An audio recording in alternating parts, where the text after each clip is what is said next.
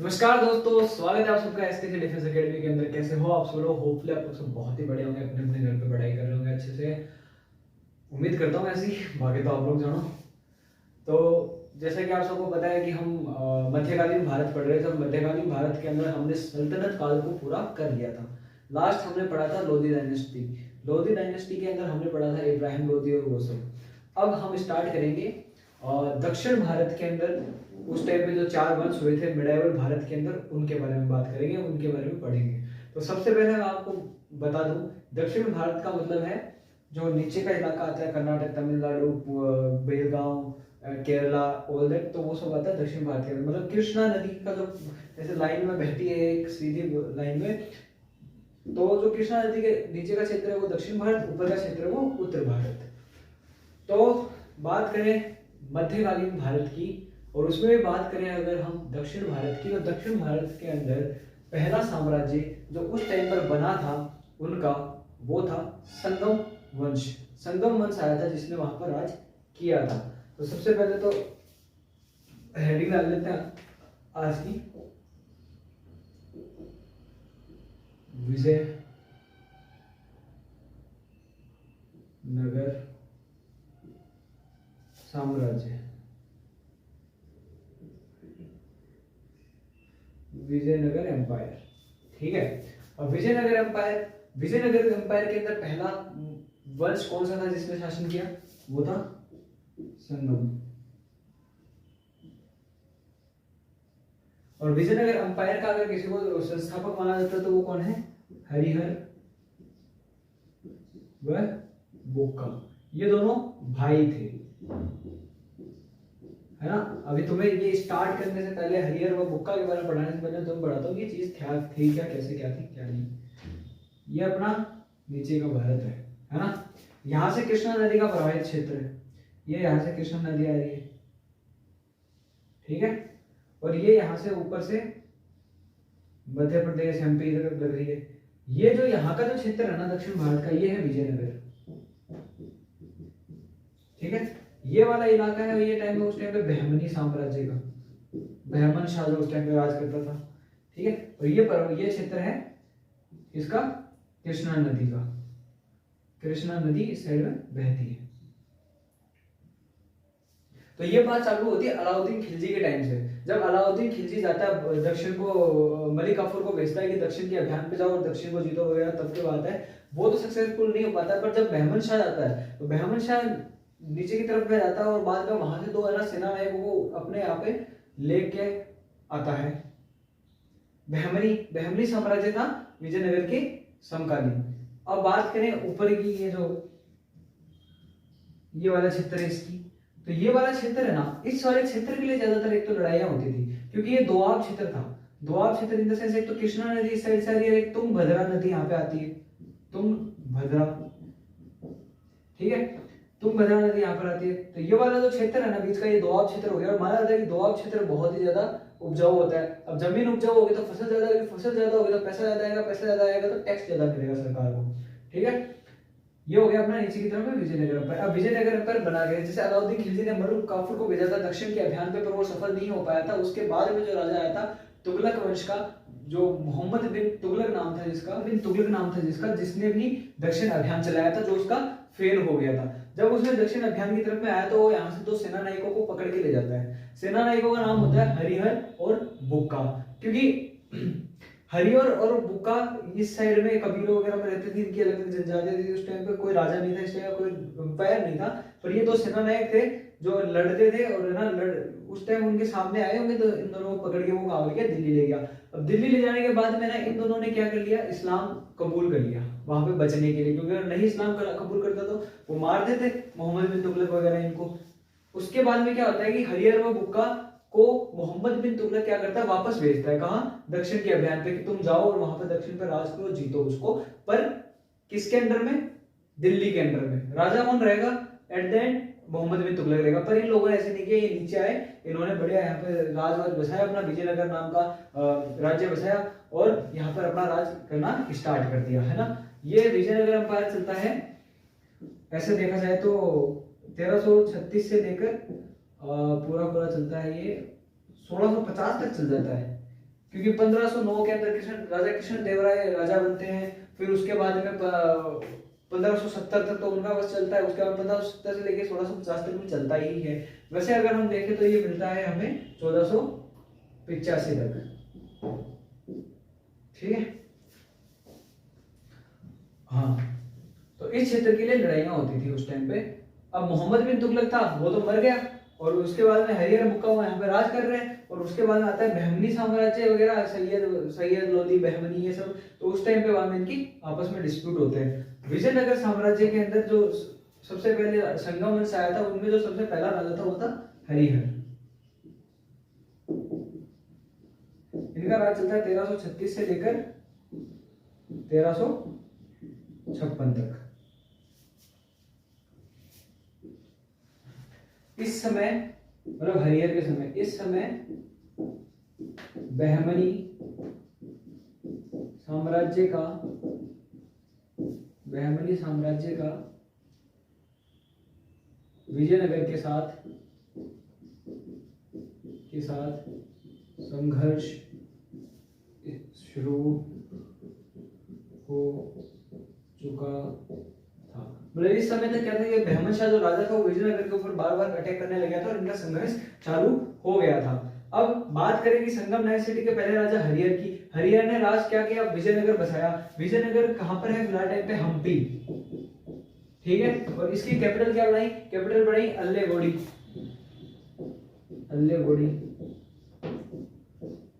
राजधानी विजयनगर की राजधानी क्या है? अल्लेगोड़ी। लिख लेना, बाद में बोलोगे लिखाया नहीं। अब हरिहर और जब बहमनी साम्राज्य के साथ संघर्ष होता है तो उस टाइम पे एक क्षेत्र है ना, जो ये दोआब वाला क्षेत्र, ये क्षेत्र का नाम था रायचूर क्षेत्र। अब रायचूर क्षेत्र से क्या होता है कि रायचूर क्षेत्र के अंदर इनकी लड़ाई होती है, किसके लिए? दोआब वाले क्षेत्र के लिए। और उसके अंदर क्या होता है कि हरिहर हार जाता है और बहमन शाह जीत जाता है। फिर उसके बाद में दूसरा जो राजा बनता है, इनके बारे में ये लाइन मिलती है, ज्यादा कोई खास मिलता नहीं है। दूसरा इनका जो राजा है इंपॉर्टेंट, वो है जिसके बारे में अपन पढ़ेंगे बुक्का।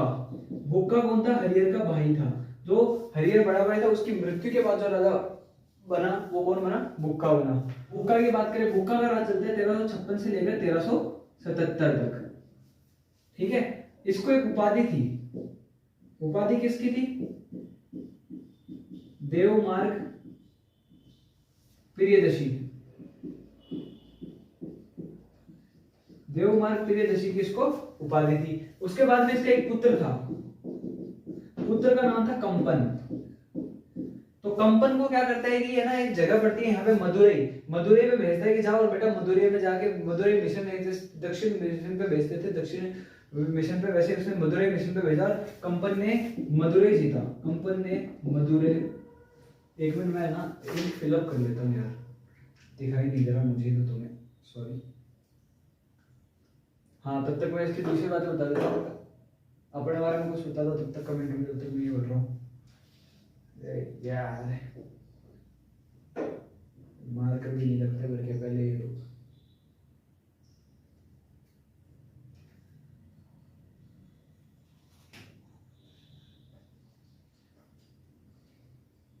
पुत्र था कंपन और कंपन को भेजा मदुरई। मदुरई के अंदर कंपन जब जीतता है तो उसकी जो माँ है गंगा देवी, वो एक नया नाम रख देती है जगह का।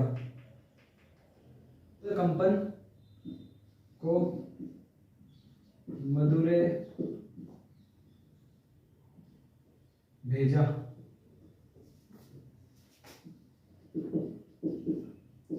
मदुरई जीतने पर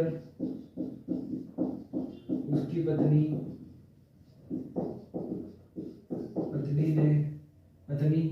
का नाम लिख लो, गंगा देवी ने मदुरई विजय नाम दिया। अब मान लो कि जैसे मैंने जैसे आज है ना जयपुर में रहता हूँ, मैं झुंझुनू का हूँ, मैंने जयपुर जीत लिया तो मेरे को जयपुर विजय का नाम दे देंगे कि भाई जयपुर जीता हुआ आदमी। तो वैसे नाम दिया था कंपन को, मदुरई भेजा, मदुरई में जाके वो जीता तो इसको नाम मिल गया मदुरई विजय का नाम मिल गया, है ना। अब वो चीजों को रिलेट करो और समझो। ऊपर चल रहा है अपना दिल्ली सल्तनत, नीचे चल रहा है अपना विजयनगर। विजयनगर की स्थापना होती है 1336 में, अलाउद्दीन खिलजी का वंश खत्म होने के 16 साल बाद। स्थापना कौन करता है? हरिहर और बुक्का, ये दोनों भाई थे। पहले राजा कौन बनता है? हरिहर, और इनके वंश का नाम क्या था? संगम। अब इनके वंश का नाम संगम क्यों था? क्योंकि इन दोनों के बाप का नाम क्या था? संगम था। संगम dynasty,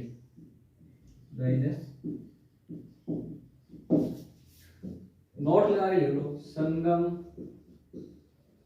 was name of their father। किसके फादर? हरिहर और बुक्का के बापू का नाम क्या था? पापा का नाम क्या था? संगम था। इसलिए उन्होंने अपने जो वंश का नाम है वो क्या रखा? संगम। अब यहाँ पे हरिहर आया। हरिहर के समय क्या बहमनी साम्राज्य ने अटैक करना स्टार्ट कर दिया था। क्यों करना? ये तुंगभद्रा नदी है इसके कारण, और ये कृष्णा नदी है इसके कारण, और इसके बीच का जो क्षेत्र है उसके कारण आपस में इनमें डिफॉल्ट्स होते रहते थे। उसके बाद में जब हरिहर की मृत्यु हो जाती है 1356 में, उसके बाद में राजा बनता है बुक्का, उसका छोटा भाई। 1356 से लेकर 1377 तक उसका राज चलता है। उपाधि मिलती है देवमार्ग प्रियदर्शी। उसका एक पुत्र होता है कंपन, जिसको मदुरै भेजा, और मदुरै विजय का नाम लिया जाता है क्योंकि वो मदुरै जीत जाता है। ये सारी बातें मैं तुम्हें बता रहा हूँ नॉलेज के लिए। ये अगर तुम नोट्स वगैरह कहीं से डाउनलोड करें, गूगल से पढ़ो, इतनी ज्यादा इन्फॉर्मेशन मिलती नहीं है। क्यों? क्योंकि ये ज्यादा इंपॉर्टेंट है यार, पूछे नहीं जाते। या तो ऐसे पूछते कि 4 वंश हुए, संगम, सुलोक, ये सब जो हुए, तो इनकी स्थापना किसने की, और विजयनगर की स्थापना किसने की। और अगर किसी से सवाल पूछा जाता तो वो पूछा था राजा कृष्ण देव राय से, उसके अलावा किसी से सवाल नहीं पूछा था। अगला जो इनका शासक है वो है बुक्का का बेटा हरिहर द्वितीय। बुक्का ने अपने बड़े भाई हरिहर के नाम पे अपने पुत्र का नाम रखा था, जिसका नाम था हरिहर द्वितीय। ये मैप काफी काम आएगा बीच में, इसलिए हम इसको नहीं मिटाते हैं। फिर अपन इनका जो तीसरा राजा है हरिहर द्वितीय। हरिहर द्वितीय किसका पुत्र था? बुक्का का पुत्र था। और इसने क्या किया था? संपूर्ण दक्षिण भारत पर अपना राज किया। संपूर्ण दक्षिण भारत को जीता। इसने इस साइड में गोवा और इस साइड में बेलगाम को भी जीत लिया था। इसने बेलगामी व गोवा को भी जीता। ठीक है, इसने बेलगाम व गोवा को भी जीता। हरिहर द्वितीय, इसका राज कब से कब तक चलता है? 1377 से लेकर 1404। ठीक है, संपूर्ण दक्षिण भारत को जीता। इतना प्रतापी राजा था, इतना शक्तिशाली राजा था। इसने बेलगाम व गोवा को भी जीता। अब दूसरे राजा की बात करें, चौथे का वो है देवराय, राजा देवराय प्रथम। ठीक है, अब देवराय प्रथम ने क्या किया? इसने कृष्णा नदी से क्या निकाली? कृष्णा नदी से नहर निकाली,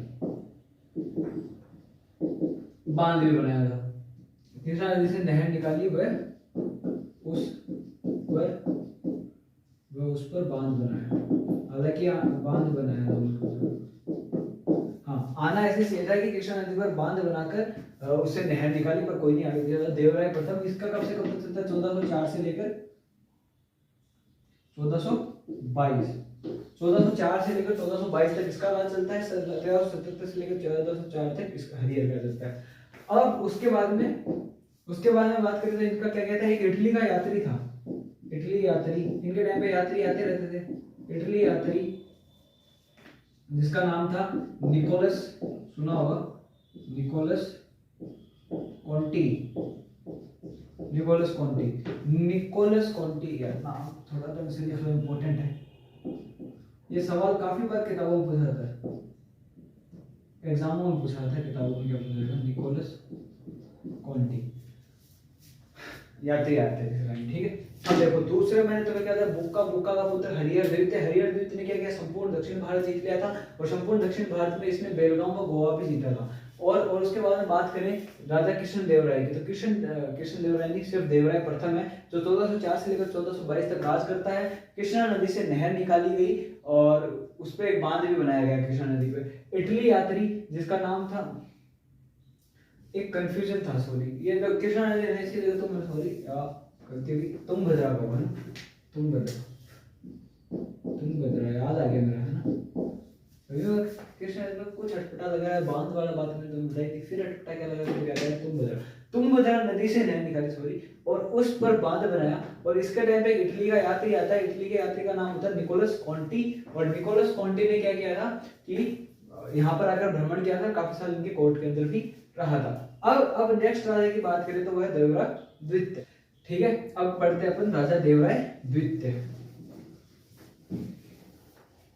माना जाता है कि राजा देवराय द्वितीय थे वो इस वंश के सबसे प्रतापी शासकों में थे, एक थे।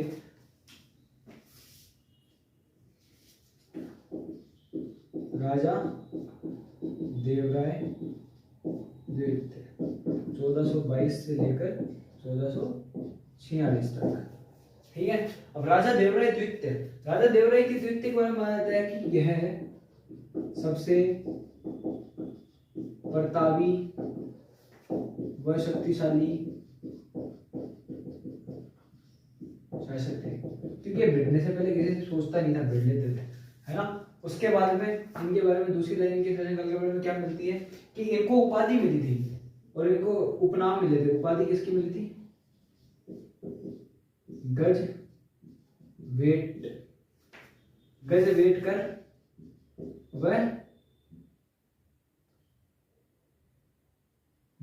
कर व इमामी प्रियदर्शी।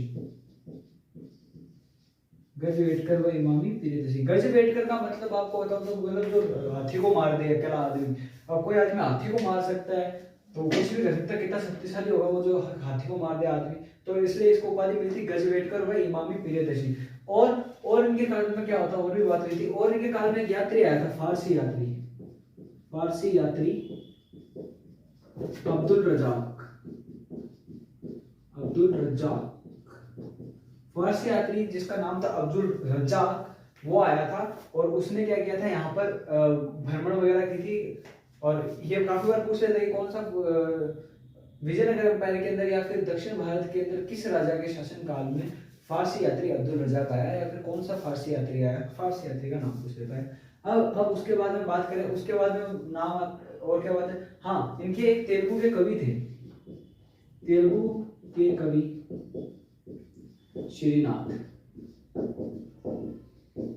तेलुगु के कवि श्रीनाथ थे ना, वो भी इनके कोर्ट के अंदर काफी दिनों तक रहे थे। रहे क्यों थे? क्योंकि इनके कोर्ट का जो दरबारी कवि था ना, वो जब वो था और एक श्रीनाथ जी थे, तो श्रीनाथ जी यहाँ रहते नहीं थे। तो जब श्रीनाथ जी इनके कोर्ट के अंदर आए और इनके जो कोर्ट वाला आदमी था और जो श्रीनाथ जी थे, उनके बीच में वाद विवाद होते हैं ज्ञान को लेकर, तो ये जीत जाते हैं। तो ये भी काफी दिन के कोर्ट में रहते हैं। और एक बहुत इंपॉर्टेंट बात मैं तुमको बताना भूल गया, वो ये थी कि हरियर मुक्का ने मैंने तुम्हें बताया कि मोहम्मद बिन तुगलक के कहने पर या फिर उनके प्रेशराइज करने पर इस्लाम कबूल किया था। पर जब ये वापस विजयनगर आए तो ये वापस इन्होंने हिंदू धर्म स्वीकार कर लिया था, हिंदू धर्म को मान लिया था। और एक इनके ऋषि थे, एक हिंदू ऋषि अपने, जिनका नाम मिलता है विद्याराम में। विद्याराम के कहने पर इन्होंने और उनके दृष्टि के अंदर इन्होंने क्या किया था, हिंदू धर्म वापस से स्वीकार कर लिया था। अब बात है वो समझ में आ गई कि उन्होंने इस्लाम से फिर वापस हिंदू बन गए थे। अब जो ना लास्ट इनका जो राजा मिलता है, वो राजा मिलते हैं जिसको ना मार देते हैं, जिनकी हत्या कर दी जाती है, जिसका नाम मिलता है भगवान के नाम पे विरूपाक्ष द्वितीय। अंतिम शासक थे। विरूपाक्ष द्वितीय थे वो अंतिम शासक थे किसके? संगम वंश के। और यहीं पे अपना संगम वंश खत्म होता है 1485 के अंदर। अब 1485 के बाद में जो दूसरा वंश आता है वो शुलुक वंश, जिसमें सबसे प्रतापी शासक कौन थे? जिसमें सबसे प्रतापी शासक थे राजा कृष्णदेव राय। और मैन अगर मैं तुम्हें बताऊं ना, तो जो हमारे नोट्स थे उसके अंदर जो हमने पढ़े थे ना, तो अभी ज्यादा टाइम तो नहीं होगा उस बात को, तो उसके अंदर हमें सिर्फ विजयनगर अंपायर लिखा हुआ मिला था। और विजयनगर अंपायर के अंदर इन चारों जो डायनेस्टीज हैं उनके राजा के बारे में मिला था। और बस इतनी ही हमें जानकारी मिली थी। और उस राजा कृष्णदेव राय के बारे में पढ़ाया गया था, इतना कुछ बताया ही नहीं गया था जितना मैं तुम्हें बताया। सॉरी। हाँ,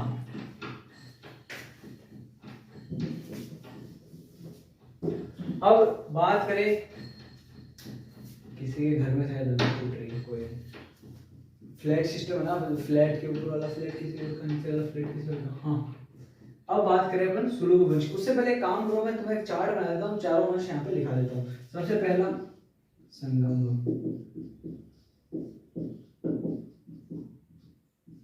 दूसरा सुलुग, वंश। तीसरा विडु वंश। संगम वंश के संस्थापक तुम सबको पता है हरिहर व बुक्का 1336 से लेकर 1385। उसके बाद में सुलभ वंश के नरसिंह सुलभ नरसिंह भी नाम मिलता है इनका। नरसिंह सुलभ नरसिंह या फिर नरसिंह 1485 है ना, 1485 से लेकर 1505 20 साल चलता है। उसके बाद में सॉरी राजा कृष्ण देव राय तुलु वंश के थे। उसके बाद में वीर नरसिंह क्या थे? वीर नरसिंह संस्थापक थे तुलु वंश के 1505 से लेकर इन 1570 तक। और अरायवीडु का जो संस्थापक था उसका नाम था त्रिमूल, और ये चलता है 1570 से लेकर 1650 तक। ठीक है, ये तुम चार्ट है लिख लो। देखो मैं समझा देता हूँ, मेरी राइटिंग है तो होता है इसका। संगम वंश हरिहर और बुक्का 1336 से लेकर 1485, सुलभ वंश नरसिंह 1485 से लेकर 1505, तुलु वंश वीर नरसिंह 1505 से लेकर 1570, हाँ सही 70 20 का दिया था। अरायवीडु त्रिमूल संस्थापक और 1570 से लेकर 1650। अब हम पढ़ लेते हैं। देखो मैं तुम्हें चारों बता दिया। अब जो पढ़ने बचा है वो सिर्फ ये बचा है क्या, जो राजा कृष्ण देव राय है वो। उसके अलावा अगर कोई राजा पढ़ने लायक होगा तो तुम्हें पढ़ा दूंगा।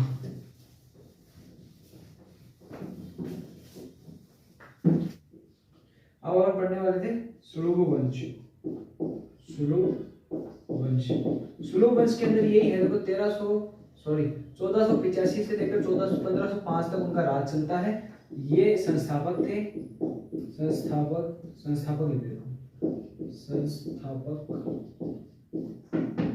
सुलभ नरसिंह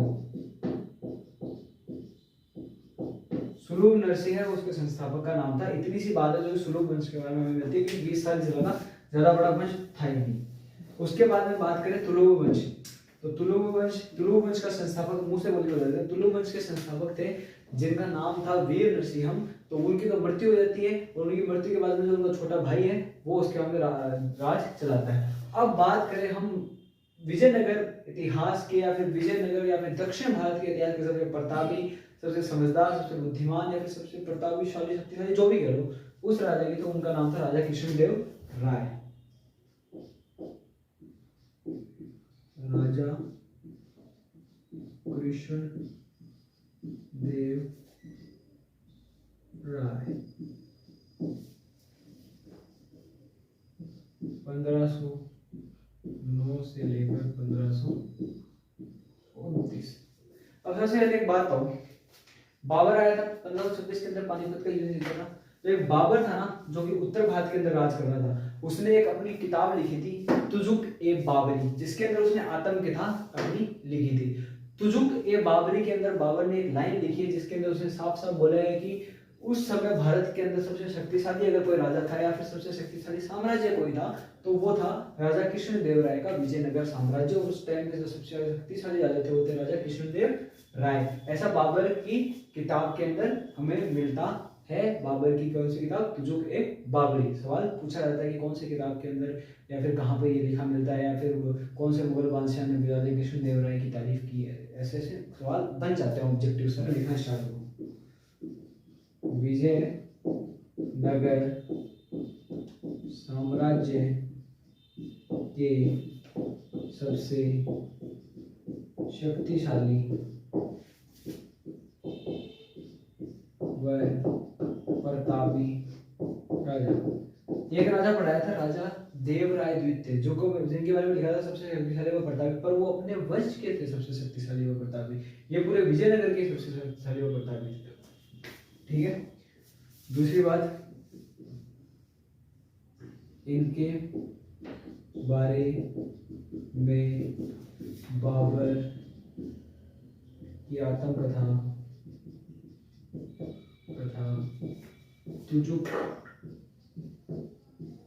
ए बाबरी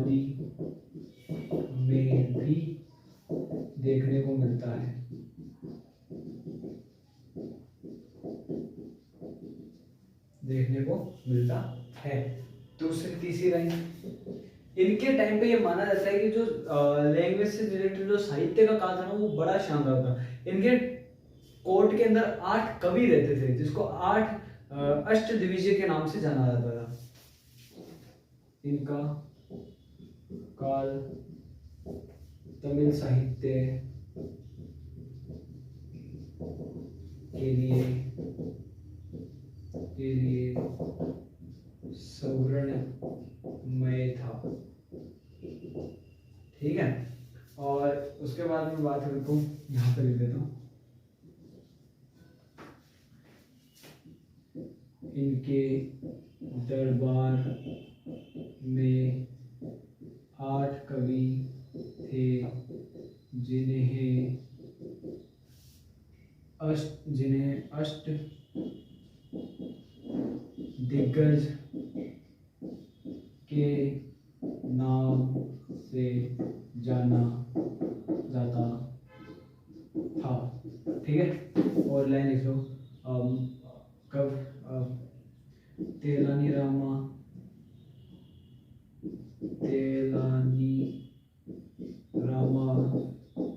भी इनके ही दरबार में थे। तेलानी रामा के बारे में आपने सबने सुना होगा, वो काफी बुद्धिमान व्यक्ति था। अब जैसे अकबर के कोर्ट में बिरबल था, वैसे ही राजा कृष्ण देव राय के कोर्ट में तेलानी रामा था।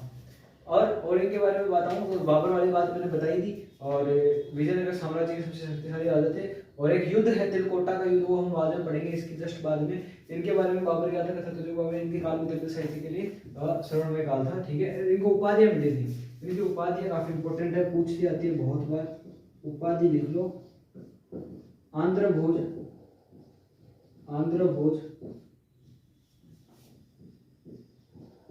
या फिर अभिनव भोज, दोनों ही मिलती है, अभिनव भोज। हाँ, उपाधि मिलती है आंध्र भोज की व अभिनव भोज की। किसको मिलती है? राजा कृष्णदेव राय को। और इनके बारे में क्या, अब जब राजा कृष्णदेव राय के कोर्ट के अंदर इतने बड़े बड़े दरबारी कवि रहते हैं, तेलानी रामा भी रहता है, तो ऑब्वियसली सी बात है उन्होंने कवियों को रखा, तो उन्हें उस टाइप के व्यक्तियों से पसंद है, उनके अंदर भी वो कला है लिखने की, इसीलिए वो कवियों को ज्यादा रख रहे हैं। तो राजा कृष्णदेव राय की भी तो कंपोजिशंस है जो लिखी थी, राजा कृष्णदेव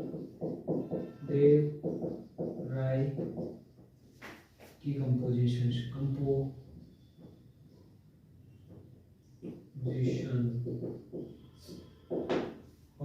ऑफ राजा कृष्णदेव राय। अब इसके अंदर पहला नाम क्या मिलता है? अमुक्त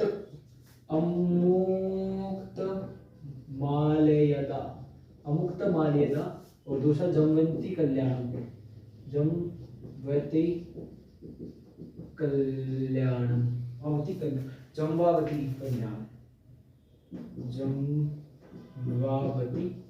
कल्याण। ठीक है, जम्बावती कल्याण और अमुक्त माल्यदा, राजा कृष्णदेव राय की 2 कंपोजिशंस, एक अमुक्त माल्यदा और दूसरी जम्बावती कल्याण। अब एक बार रिपीट कर लेते हैं, चलो एक लाइन और लिख लो। राजा कृष्णदेव राय ने 2 मंदिर बनवाए थे, यहां पे लिख लो,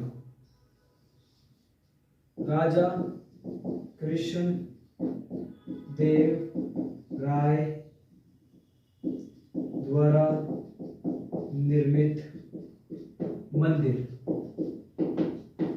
पहला हजारा टेम्पल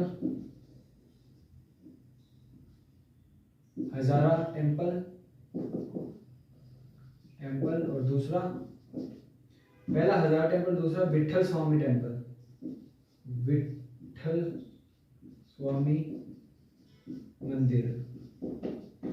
अब मेरी बात सुनो, है ना, अब ये मैं सब तुम्हें रिवाइज कराता हूँ राजा कृष्णदेव राय के बारे में।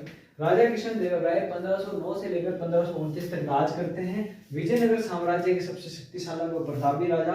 इनके बारे में बाबर की आत्मकथा तुजुक-ए-बाबरी में भी देखने को मिलता है। एक तो इनके बारे में देखने को मिलता है, एक राजा और थे जिनका उल्लेख किया था बाबर ने अपनी आत्मकथा के अंदर, उनका नाम था राणा सांगा, वीर प्रतापी राणा सांगा, मेवाड़ के राजा, है ना। और उसके बाद में इनका काल तमिल साहित्य, राणा सांगा महाराणा प्रताप के दादाजी थे, इनका काल तमिल साहित्य के लिए स्वर्ण golden period of the Tamil literature कि मेरे थोड़ी हिंदी बोलने में अटक जाता हूँ मैं। इनका जो काल था वो क्या था, गोल्डन पीरियड था किसका, तमिल लिटरेचर का। उपाधि इनको मिली थी आंध्र भोज व अभिनव भोज की। इनके दरबार में 8 कवि थे जिन्हें अष्ट दिग्गज के नाम से भी जाना जाता था। तेलानी रामा भी इनके ही दरबारी थे। राजा कृष्ण देव राय द्वारा निर्मित 2 मंदिरों के नाम है हजारा मंदिर और विठल स्वामी मंदिर। राजा कृष्ण देव राय ने 2 कंपोजिशंस की थी, 2 रचनाएं की थी। रचनाएं लिख लिया अगर नाम आ जाएगा, रचनाएं की थी। उनका नाम क्या था, अमुक्त माल्यदा, और दूसरे का जम्बावती कल्याणम। ठीक है, अब बात करते हैं हम आगे बैटल ऑफ तिलकोटा के बारे में। हमने बहुत पढ़ा राजा कृष्ण देव राय के बारे में, मैंने जो जो बातें हो सकती थी वो सारी बता दी।